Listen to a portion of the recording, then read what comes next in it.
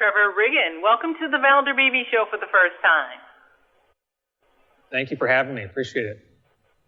Trevor, I'm so glad we get a chance to talk with you. I think you're calling this climate change. I call it what I see it is as global warming. But there's a crisis going on no matter what we call it in these natural devastating events that we're seeing. So tell me how this climate crisis is affecting so much of our daily lives.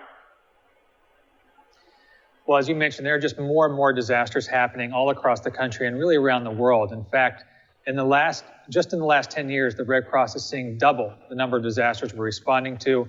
And in 2023 alone, just in the first 8 months, there have been 23 different billion-dollar disasters. Those are disasters that have more than $1 billion in insured loss. And that's a new record, a new annual record in just the first 8 months of the year, the previous record being 22. And those disasters spanned all across the country, from atmospheric rivers in California, devastating tornadoes and floods in the South and Midwest, extreme heat in almost every part of the country. And even today, we're getting ready for more disasters. So we had volunteers and resources being pre-positioned all along the East Coast for potential impacts from Hurricane Lee. And that's why we still have more than 2,000 volunteers on the ground responding to disasters like the deadliest wildfire in more than 100 years in Hawaii, the effects of the hurricane in Florida, and the once-in-a-100-year flood in Vermont. And so the Red Cross is committed to making sure we're doing our part to get ready and get stronger for our communities and for those frontline families that are really facing the brunt of this crisis. I want my audience to know that Trevor Riggin, he's president of Humanitarian Services at the American Red Cross. Trevor, let's talk about the disasters that we're experiencing. You know, at one time it used to be once the weather got cold, it seems like Mother Nature kind of calmed down, but that's not anymore. You're exactly right. When I joined the Red Cross 17 years ago, there were calendars of disaster. There was, wildfire season and flood season and tornado season, hurricane season, and there were breaks between them. As you mentioned, things would cool down. You'd have a time to catch your breath and get ready for the next wave of disasters. For most communities, maybe they had one season a year that they were really planning for in their disaster risk. We've moved from that acute phase of disaster now to a chronic one, where disasters are happening almost every single day across the country. They're happening in places we didn't prepare for them before. They're happening with an intensity most communities haven't seen them before. And unfortunately, they're disproportionately impacting frontline communities and families, those families that are not only on the front lines of the climate crisis, they're on the front lines of everyday social inequity and vulnerability around things like health, hunger, and housing. And so the merger of those two risks have created just serious and long-term impact for these families. And our effort that we're launching is really geared to help them both have the resources they need to respond in the immediate, but also have a plan to recover long-term. The Red Cross is usually there for every disaster. I don't care what it is. I've seen the Red Cross on the disaster. Are you guys getting enough funding? Can we help? What do we do?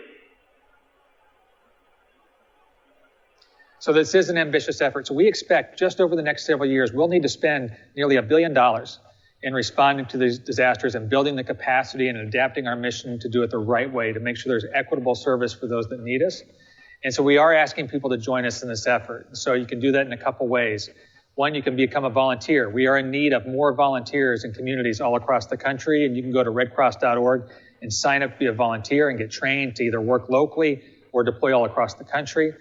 As you mentioned, we're always in need of donations. We are mostly funded by the generosity of donors, and so you can go to redcross.org and make a donation a day and be a part of this effort. You can also donate blood. There is an urgent need for blood in the country right now. There's a national blood shortage. And so you can go to redcross.org, sign up for an appointment. One donation can save up to 3 lives and make all the difference.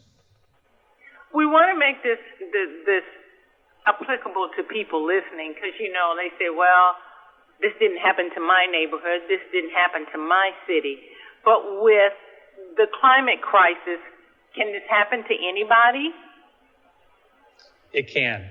Just last year, over 40% of the counties in the country had a federally declared disaster. And the rate and pace and breadth of these disasters means we're all at risk.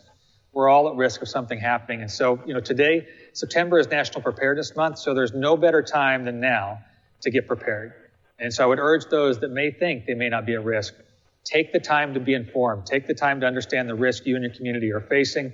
Take the time with your family to make sure you understand the plan you need to have to reunite after disaster or stay in communication, but also the time to build a kit and to have those resources at hand so that something does happen, you can get out of harm's way and you can stay safe.